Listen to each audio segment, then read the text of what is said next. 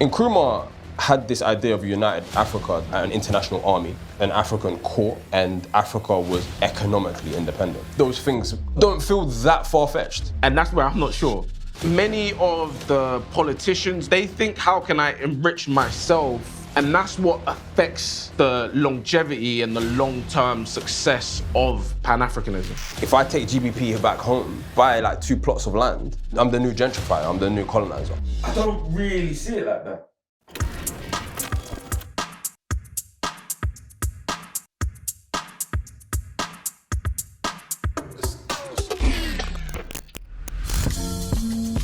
Welcome to Think Twice, your favorite show.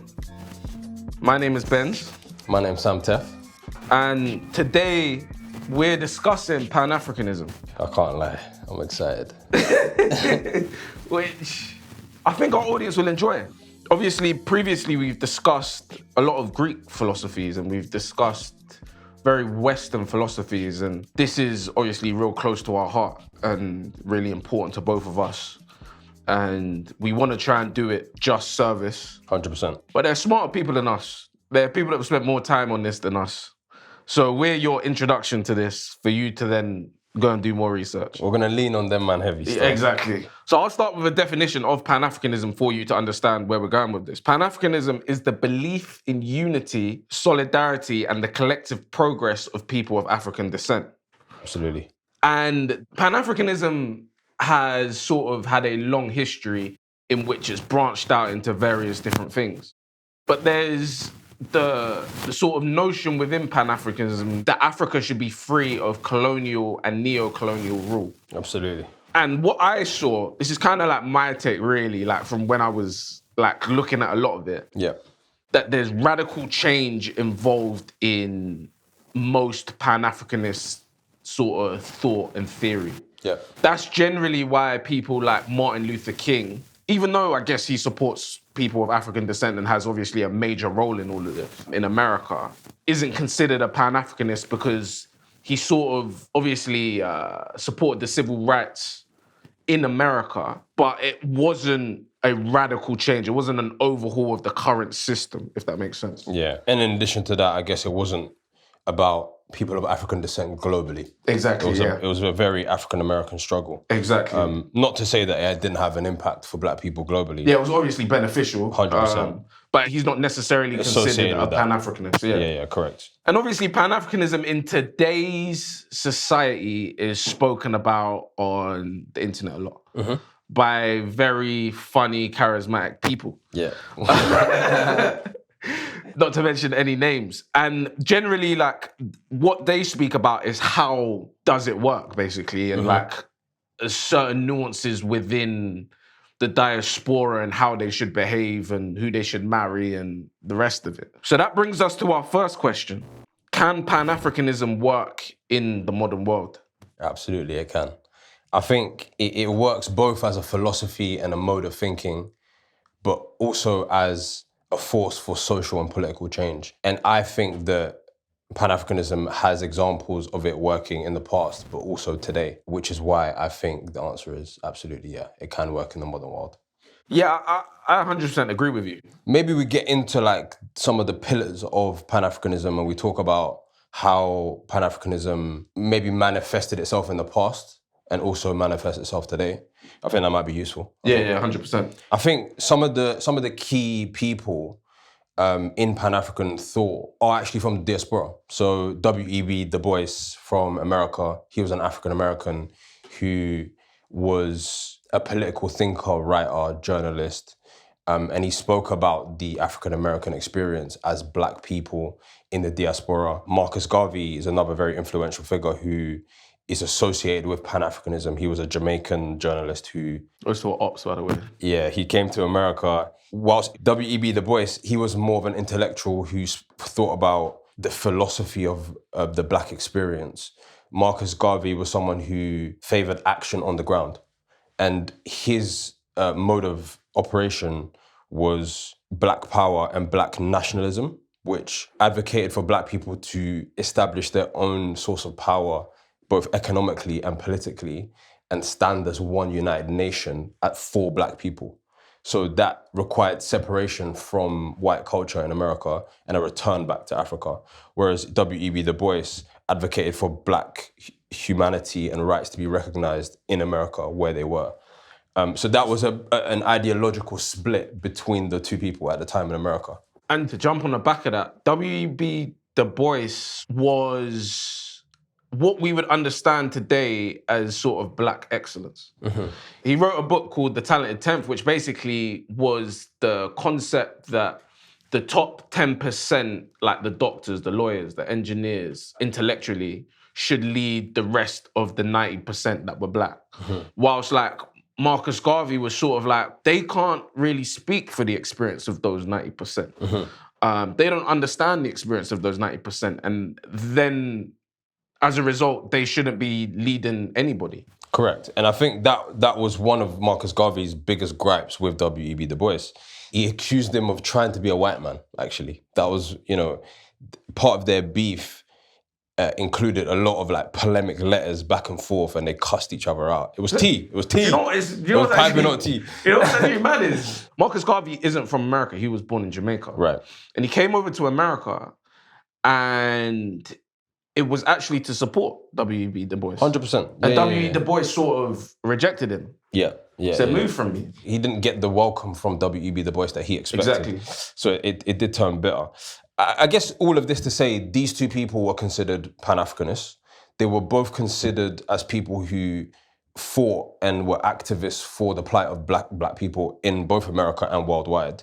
But it displays the various like different modes of thought within Pan-Africanism. Yeah. You can achieve the same goal via different means. Mm. And these two people who lived at the same time together in America, they butted heads massively about how that would be achieved. And that's why that question, can Pan-Africanism work in the modern world, is such a poignant question, because the critique to that is, well, you don't have an aligned system. Mm-hmm. You don't have an aligned way to make it work. There's not one way, There's not one way to make it work. So if there's not one way to make it work, how can it work? Do you want to sort of explain how you think that to be true? Well, I kind of want to hear your answer to the question first. I was like, let me just push the nigga in the corner. Now, I want to hear your argument first, because you might present me with some holes that I can dig. That'll give me time to think about the question you just asked me. Well, can it work in the modern world? We have to sort of look at what work means, right? So, can it work in the sense that it is culturally significant and people think about Africa, they decolonize their mind and remove themselves from Western structures that have been imposed on them? Correct. Yeah, most definitely. So culturally, you think? Culturally, it can definitely work. Can it work politically at scale? And that's where I'm not sure. Just because there's something called the race condition, basically, where I watch the NFL, I watch American football a lot, so I'll give you a little bit of context to this thought process. And you can probably put this in different scenarios. People are put in positions, right? At a company. In the NFL, they're put as a GM. Or in the NBA, they're put as a GM. People have made bad draft decisions for as long as the NFL, as long as the NBA has run for. Right. And the reason why they've made these decisions is because they don't have job security. They need for it to be good in the moment while they're there. So if I sell the franchise, if the franchise is dead in 10 years, I'm not here in 10 years. And so what actually matters is now. And that condition still affects Africa. That many of the politicians, many of those in leadership see themselves as, can I enrich myself now? Right now. Many politicians basically borrow to get leadership. People fund them. When they get into leadership, they have to pay these people back. And so they think, how can I enrich myself in order to stay in this position of power? And that's what affects the longevity and the long-term success of Pan-Africanism. I hear that, on the African continent. On the African continent. And that's sort of my critique. And until we're able to think sacrificially in leadership a little bit, because that is what it's going to take. Some people will have to sacrifice not being able to live as fruitfully as they might do currently in order for there to be progress in the future. That is what I think is the biggest critique to it at the moment. Yeah, but I think there have been African leaders in the past, Nkrumah, Patrice Lumumba, Thomas Sankara. All of these people were that mode of politician that you would say is somewhat sacrificial. He's not using the position of power to enrich himself. Themselves even, all three of them, they're using that position for the benefit of the people. I agree. It's possible. But these leaders get deposed. They get ousted by Western powers. They have been in the past, and it's still happening today. So if the West is still like influencing that, surely we can't say that Africa has had the opportunity to test Pan-Africanism across the entire continent. Do you get what I'm saying? Like the chance hasn't been there because Europe has roadblocked that. Because a free, independent Africa is a threat to the West, and it turns off the money tap that is Africa. I don't think it's one or the other.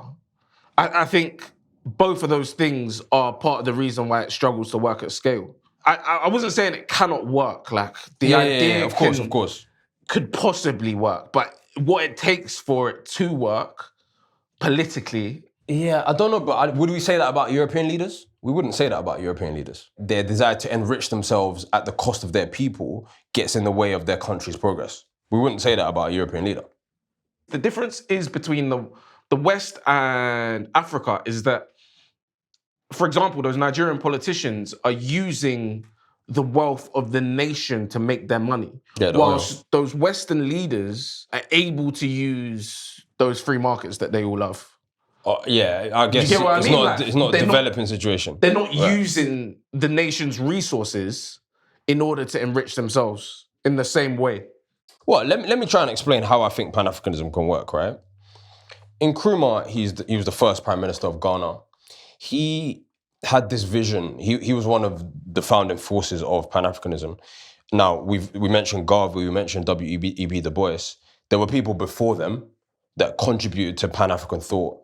There were people who lived the same time as them, like Nkrumah, and there have been people since who all collectively contribute to what we consider Pan-Africanism to be. Nkrumah was one of the founding fathers of Pan-Africanism on the African continent, right? And I think it's very important for us to center people on the African continent as well as the African-American voices, the diaspora voices, yeah. He liberated Ghana for all intents and purposes, right? He had this idea of a united Africa that, yes, eradicated Western forces, but also returned to an Africa that kind of resembled the Africa that was pre-colonial. One of the critiques of Pan-Africanism is that it's a response to colonial influences, right? It's not even a critique, it is. It is a response, yeah. So like, obviously, the colonial forces in Africa have left a legacy of, a society and infrastructure and culture that has been influenced negatively by the West. Nkrumah had this idea of a united Africa that, yes, they had political alliances, they also had a joint, like, African defense, right? An international army, right? Much like, the UN or something like that. There was an African court, right, that legislated on African issues, and Africa was economically independent. Now, to me, if those things came true, that would resemble a success for the Pan-African project, right? They also don't feel that far-fetched. Like, I appreciate that there are some legacies of colonialism that we have to keep, right?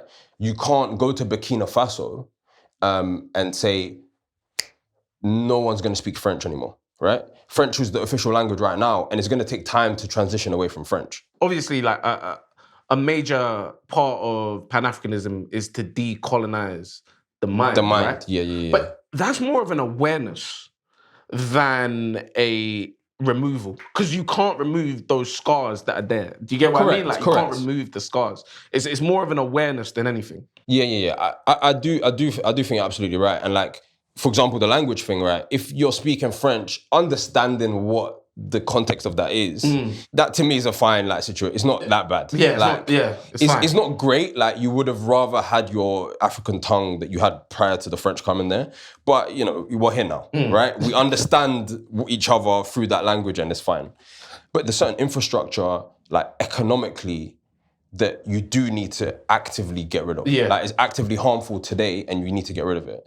So like Ibrahim Traore is like rejected IMF money and he actually has plans to create a brand new currency within Africa, right? Because one of the ways the Western powers dominate Africa is, you know, by devaluing African currencies and allowing the Western currencies to remain dominant over them. So when you get loans derived in the Western currency, it decimates African countries. So Ibrahim Traore, he's one of, Burkina Faso is one of 3 countries that have formed an alliance called the Alliance of Sahel States, right? And that's Burkina Faso, Mali, and Niger. And they want to create their own currency.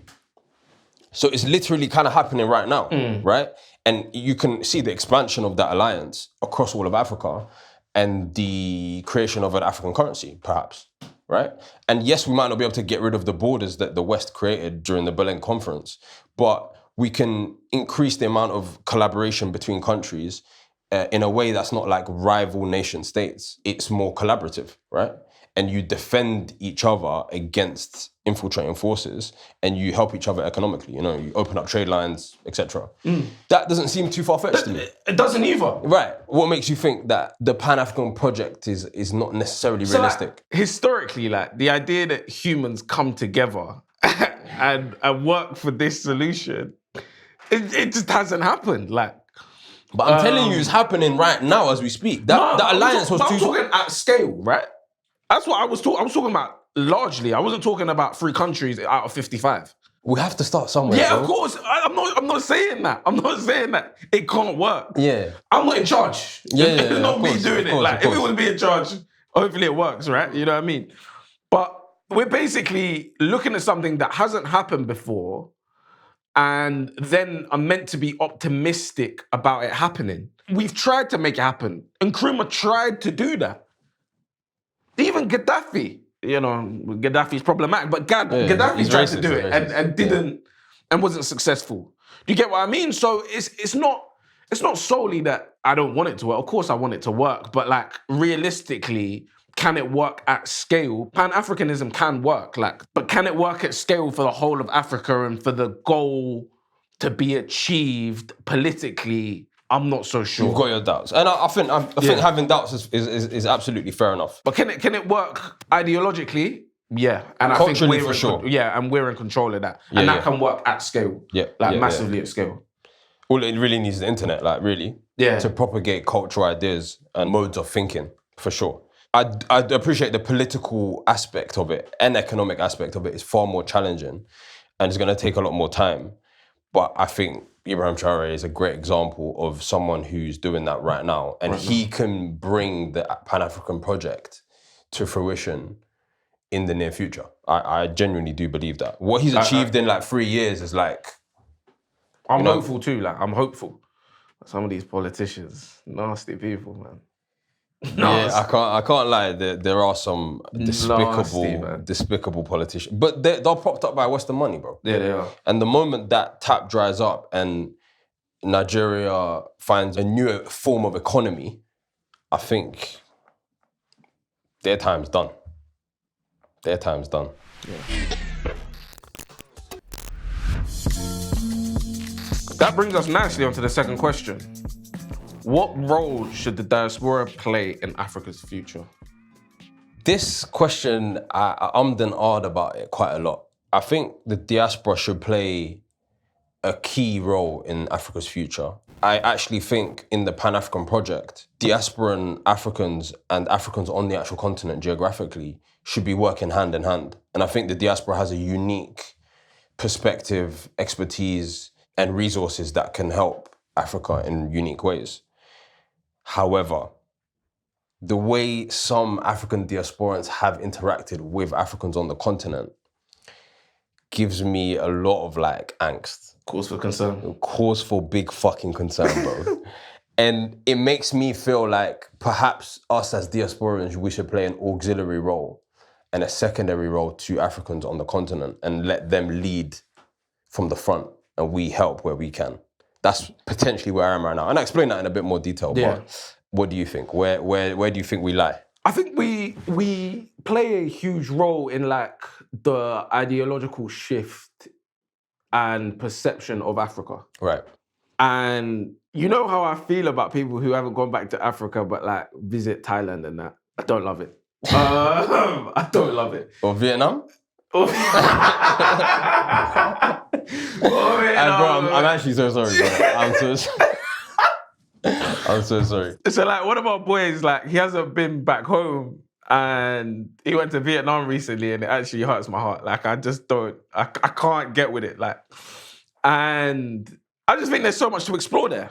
Yeah. And if I think ideologically, okay, how can we implement this? What role did the diaspora play? And the role is to go visit Africa. Go spend your capital in Africa. A strong Africa will change the way you're perceived in the current world. Right. And once they understand that, like, China wasn't always seen as the superpower it was. Of course. It's a recent shift. It's a recent shift, right? Because they've been able to create things like TikTok, BYD, etc. And that shift can also happen in Africa. 100%. You realize? Like, so if we understand that shift can happen, so what can I do, me small self, here in London, what can I do to impact that? Go home and visit. Like, people love to speak about separatist sort of notions and the rest of it.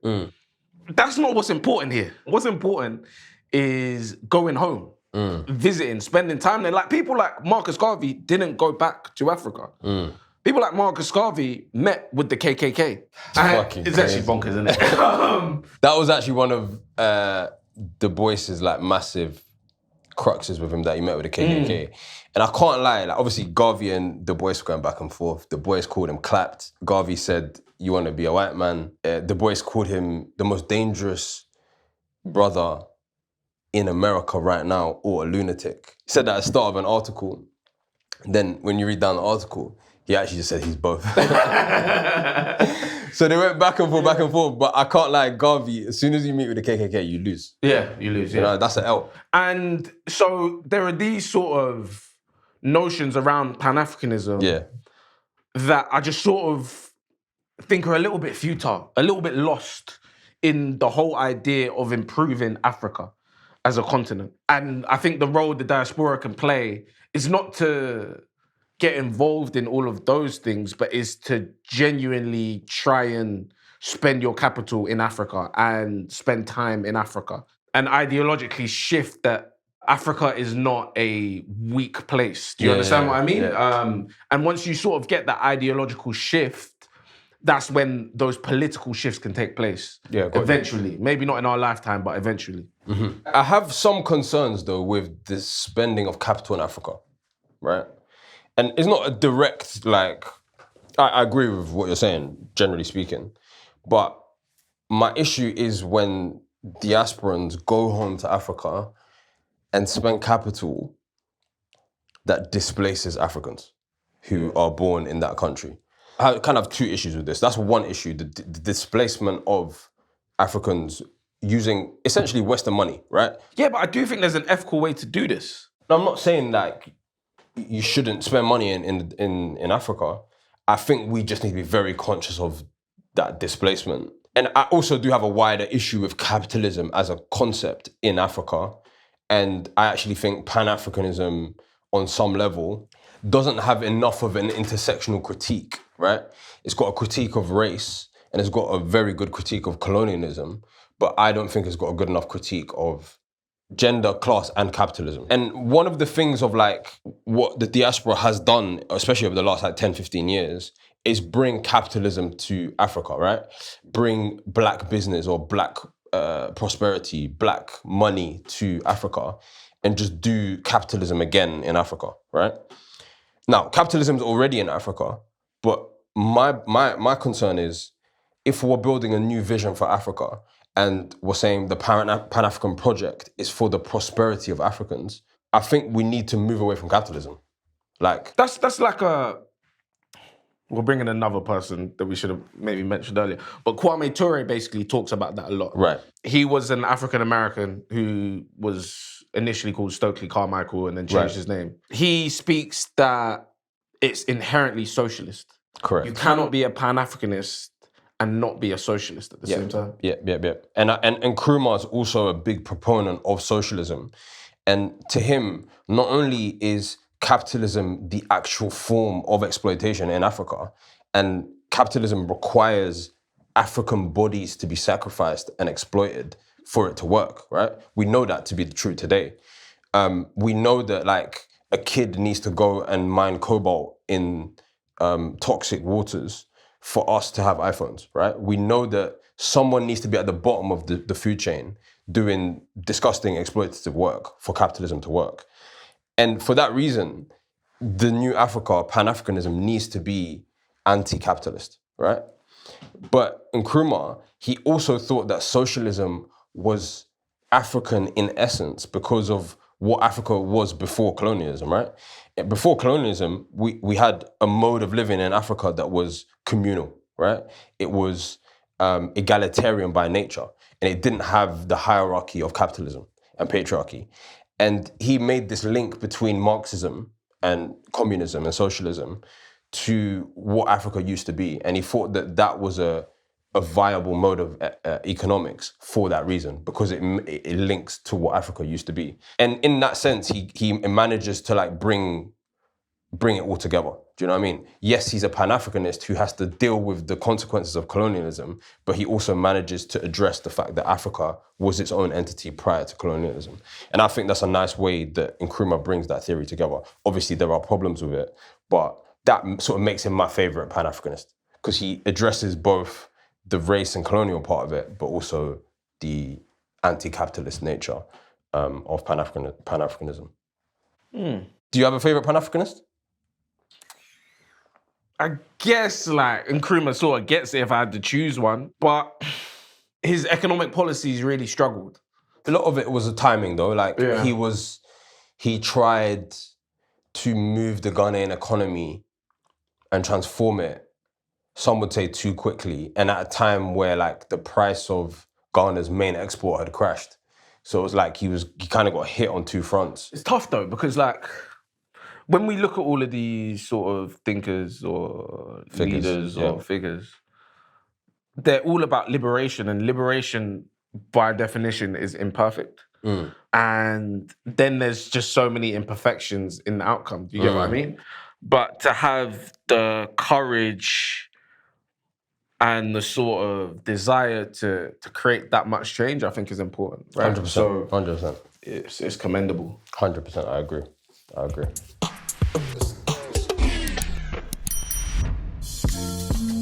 All right, cool. On to the last segment, on to the dilemma. You're offered a partnership with a multinational corporation promising rapid development, job creation, and improved resources, with a commitment to sustainability and supporting local businesses. However, these goals may be difficult to achieve. Alternatively, you could focus on a slower local development, offering more control and sustainability, but with slower economic returns. Do you take the immediate gains or pursue a longer, more sustainable path? I'll go for the sustainable path, I think. I think clearly like going with the multinational corporation is like, it sounds like it's going to be rife with problems and potential exploitation. But it kind of goes back to your initial point, right? That there are some leaders in Africa that may be choosing the fast path. And I think it's clear, like it's obvious that the multinational corporations, what's going to happen? You've got to go slow, you've got to go sustainable. You've got to rearrange the economy. You've got to start from scratch, in a sense. So it's going to take longer. It's going to be harder. But you've got to go for it. The multinational corporation has a commitment to sustainability and supporting local businesses. But do you just historically not believe them, so you don't go for it? Is that what you're saying? Yeah, I mean, my opinion is coloured by the fact that we're talking about Pan-Africanism and like, you know, we're talking about colonialism and neo-colonialism, which is very much propagated by companies. It used to be propagated by nation states colonizing Africa. Now it's propagated by companies who exploit Africa. So it feels like the dilemma's pointing to that. Do you know what I mean? Even though the wording is not actually explicitly that, I'm just suspicious. Do you know what I mean? So what path do you take? I'm so torn, like, because you want to change people's lives quickly, right? Like, yeah, you want to create change quickly. But there's always a cost to that. You're opening your doors, like You're opening your doors, yeah. you know, you're busting it open, and they're gonna take. Well, they're gonna get theirs. They might get theirs. That's the whole point of this dilemma, right? They might get theirs. And me, you know, I think like man can stay in control of stuff, like. Oh, bro. Yeah, you know, like. You know, I think I can handle people, you know, like, you know, I'm good in the management role. So nah, this one, they're gonna cook you in the boardroom, bro. They're gonna fry you up, bro. They're gonna hit you on legalese. And like, I like to think I would be able to do that. No, I hear it. I like to think that I would take that. And you think you've got the pattern, but really and truly, I've got the pattern. You know what I mean? That's what I would go for if I'm honest. But you know, even if you got the drop on them, when you like walk into the courtroom and you realize that they got like 50 lawyers all ready to just cook you, you're gonna be like, why did I do this? Why didn't I just stick with my people? Why did I let them come in here? But yeah, do you see the approach you take to it? I take like a glass half full sort of approach, whilst yours is like a glass half empty sort of approach. That's a mad way to characterize what I'm doing. That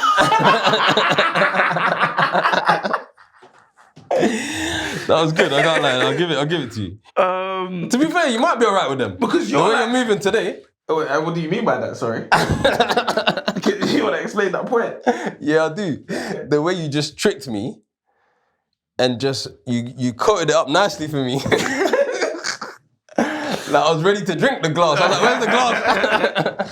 But that's what I mean, because like the way you sort of said that at the end is like they're gonna take from you, right? Mm-hmm. And I just think that like I think I can do you on this. The reason why I think that is because it's a multinational corporation and they have to profit. Yeah, historically that is the way they've had success, right? Correct, and their underlying thing is like profit. So they have to get it somewhere, and I'm not willing to be exploited for their gain. But obviously, like I want to see the people that I care about do well. Do you get what I mean? And enjoy the fruits of their nation, right? That's what you want to see as well. Like it's all good and well being like, in 100 years, my great-great-grandchildren might have success and like enjoy it.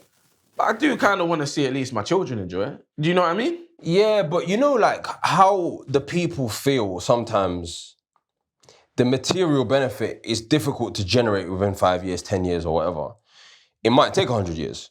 But if you have buy-in from the people, like Ibrahim Traore he's not necessarily expanding the GDP of Burkina Faso today, like right now.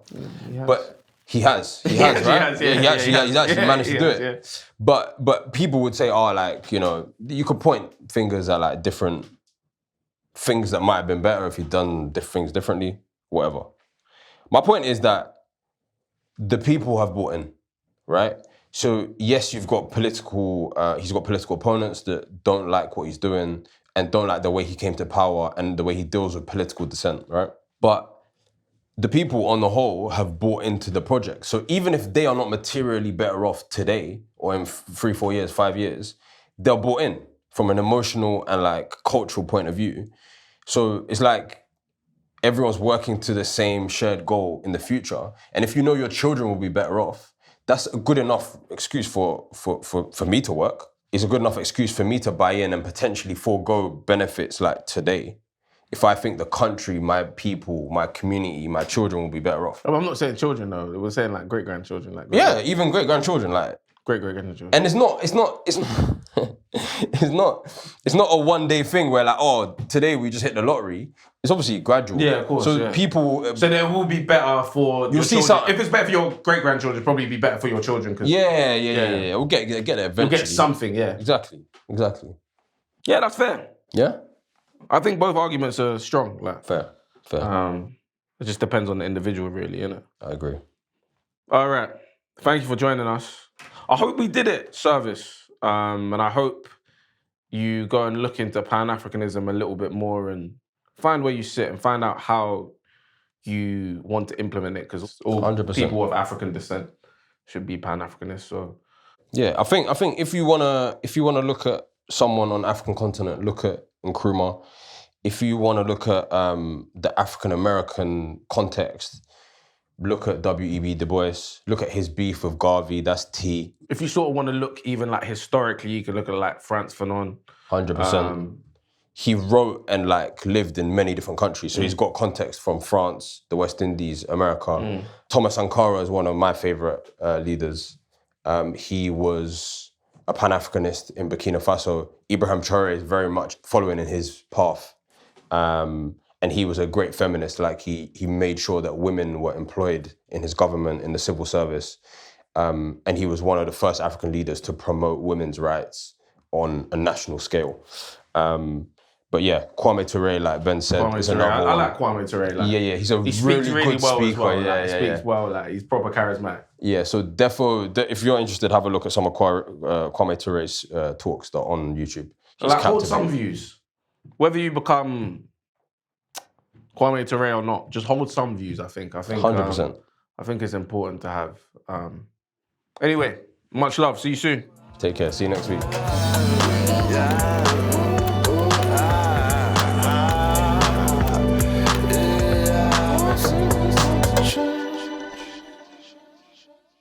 I don't know if my head's in the right spot. No, it's fine. Okay, perfect. To say, Hey. fuck. Okay, pause. I have to put these up every time I come back in here. I think we might have an SD card problem.